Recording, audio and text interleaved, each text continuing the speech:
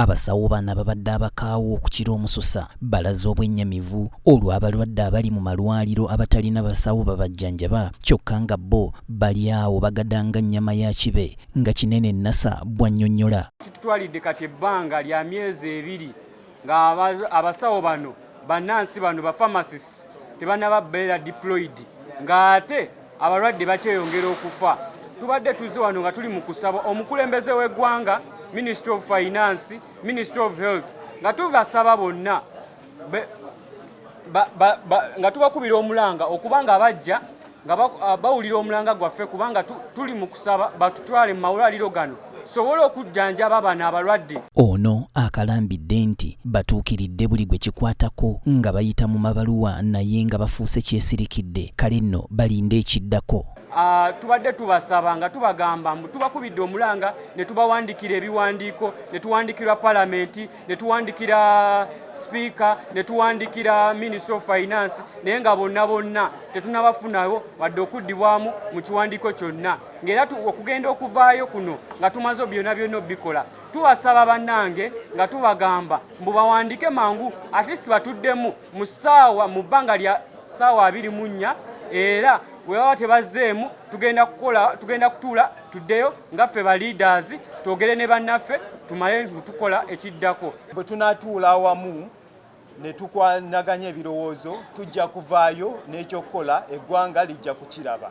Kinajjukirwa nti abasawo bano baalina okugabibwa mu malwaliro ag'enjawulo mu mwezi ogwa Puli. Ba medical pre-interns bonna be mulaba ku nguudo abatanaba deployed baali balina okusindikibwa amalwaliro okutandika okukola okutandika nga 3 April omwaka guno naye ministry y'ebyobulamu tesobodde kikola mu budde kati batudde waka okumala emyezi 2 miramba. Mugisha Samuel ono nga naye yintaani agamba nti abasawo abamu batabuse emitwe olw'okwennyamira kwe bayitamu nga bamaze okusoma kyokka ne batafuna mirimu.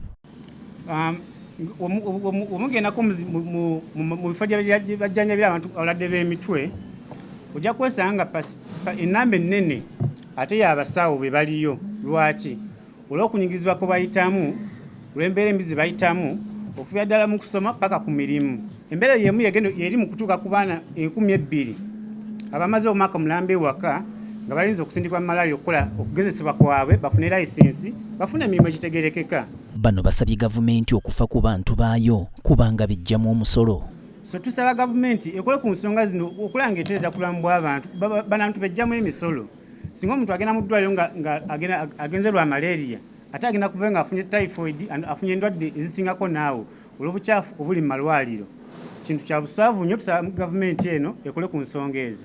Tugenda kweyongera mu maaso okulaba nga bannayuganda bafa ate sisuubira nti ffe kyetwandiyagadde nga bannayuganda awamu n'abakulembeze. Tusaba President Museveni ne ministry zo zonna ne baminisita bo bonna ebyobulamu bubiteeke ku mwanja. Gye buvuddeko omuwandiisi ow'enkalakkalira mu kitongole ky'ebyobulamu Diana Atwine bwe yabuuzibwa ku nsonga y'abasawo bano yagamba nti gavumenti tennaba kufuna ssente zibagabira mirimu. Tuzuka ku makya no declaring gavumenti tekola bwetyo ekyo kiteeso kireeta n'okiwa ba public service ne bakyogerako ne balaba oba kikola amakulu oba bwe kikola amakulu ne bakyadapting. Kale olw'okuba nti music ddagala bano ebirowoozo bwe bibasusseeko tekibalobedde kulya mu ndago. Yewala disco nasula mu kulivaizinga yasoma bulungi ne bamutikkira ne yesunga okukola